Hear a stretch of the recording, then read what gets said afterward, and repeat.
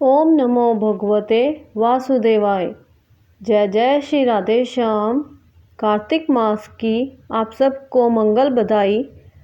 आज हम करेंगे कार्तिक मास का तीसरा अध्याय।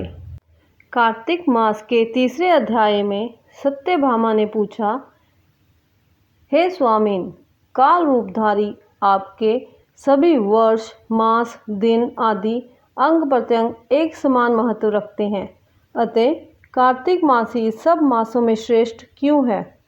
फिर सब तिथियों में एकादशी और सब मासों में कार्तिक मास ही आपको अधिक प्रिय क्यों है? हे देवेश, इसका कारण कहिए। श्री कृष्णचंद्र जी ने कहा, हे प्रिय, तुमने मुझसे बहुत अच्छी बात पूछी। इस विषय में महाराजा वेन के पुत्र पृथु और नारद का संवाद कहता हूँ, उसे एकाग्र मन से सुनो। इसी प्रकार एक समय में नारद जी से राजा पृथु ने प्रश्न किया था और सर्वज्ञ नारद जी ने पृथु को कार्तिक मास की महिमा बतलाई थी। नारद जी ने कहा, हे राजन, बहुत दिनों पहले समुद्र का शंखासुर नामक अत्यंत शक्तिशाली और पराक्रमी एक राक्षस पुत्र तीनों लोकों को मंथ डालने मतलब जीत लेने में समर्थ हुआ। उस शंखासुर ने स्वर्गलोक में रहने वाले देवताओं को जीतकर और इंद्रादि दशों लोकपालों के अधिकारों को छीन लिया। उससे डरकर समस्त देवगण स्वर्ण पर्वत की कंधारों में अपनी स्त्री तथा कुटुंब के साथ उसका अवरोध करते हुए बहुत दिनों तक छिपे रहे। जब सब देवगण सुमेरु पर्वत की कंदराओं से आसन जमाकर निश्चिंत होकर रहने लगे, तब वह राक्षस सोचने लगा कि यद्यपि मैंने सब देवताओं को जीत लिया है और इनका अधिकार छीन लिया है, तो भी ये लोग बलवान ही ज्ञात होते हैं, अतः अब हमको क्या करना चाहिए?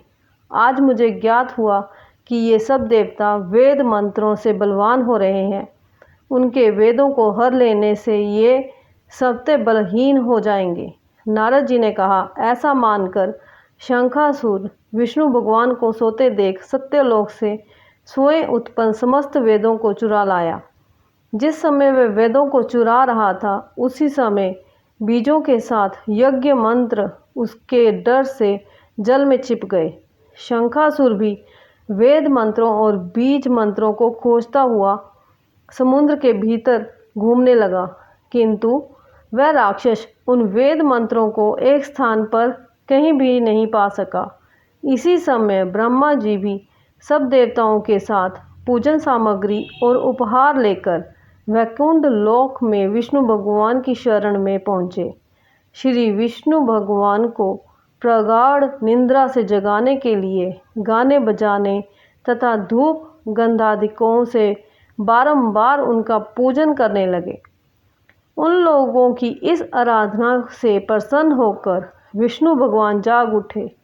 उस समय देवताओं ने हजारों सूर्य के तेज सदृश देदीप्यमान विष्णु भगवान को देखा। तत्पश्चात देवताओं ने विविध सामग्री द्वारा षोडश उपचार से विष्णु भगवान का पूजन करके पृथ्वी पर दंडवत किया। तब विष्णु भगवान ने उनसे कहा, हम आप लोगों के इस कीर्तन तथा मंगल गान से प्रसन्न हैं। आप लोग अपना अभिष्ट वर मांगे, मैं सहस्र दूंगा, मैं ज़रूर दूंगा। कार्तिक शुक्ल पक्ष की एकादशी पर्यंत प्रातः काल में जो सज्जन आप लोगों के समान कीर्तन और मंगल करेंगे, वह हमारे अति प्रिय होंगे और शरीर त्याग करने पर वैकुंठ में आएंगे। ये जो पद, अधर्य, आचमन और जल आदि सामग्री आप लोग हमारे लिए लाए हैं, वह सब अनंत गुणों वाली होकर आप लोगों को आनंदित करेगी। जो शंखासुर सब वेदों को चुरा ले गया है, वह सब समुद्र में है। मैं उस सागर के दुष्ट पुत्र को मार कर ले आता हूँ। आज से मंत्र, बीज और यज्ञों के साथ चारों वेद प्रतिवर्ष कार्तिक मास में जल में विश्राम किया करेंगे। अब मैं मत्स्य का रूप धारण करके समुद्र में जाता हूँ और आप लोग भी सब ऋषियों को लेकर हमारे साथ आवें। इस लोक के जो प्राणी कार्तिक में नित्य प्रातः काल में स्नान करेंगे वह यज्ञांत में अभृत स्नान के पुण्य फल के भागी होंगे। जो कार्तिक में स्नान और व्रत किया करेंगे, हे इंद्र, उनको तुम मेरे लोक में पहुंचा दिया करो। हे देवेंद्र, मेरी आज्ञा से उन प्राणियों को सब आपत्तियों से बचाते रहना। हे वरुण, तुम उन्हें पुत्र पौत्रादि संतान देते रहना।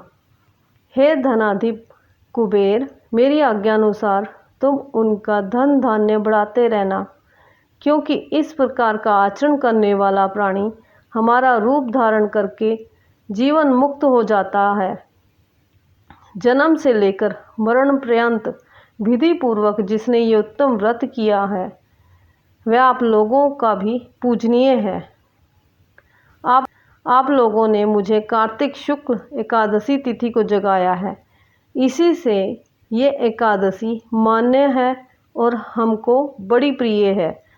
हे देवता लोगों, ये दोनों व्रत विधि पूर्वक करने से प्राणी मेरे समीप पहुँचते हैं। इस प्रकार का ना कोई तीर्थ, ना कोई व्रत और ना कोई यज्ञ है जो स्वर्ग दे सके। जय जय श्री राधे श्याम, श्री राधा वल्लभ, श्री हरिवंश। इस तरह कार्तिक मास का तीसरा अध्याय पढ़ने व सुनने मात्र से विष्णु भगवान की और माँ लक्ष्मी की अपार कृपा बरसती रहती है अपने भक्तों पर।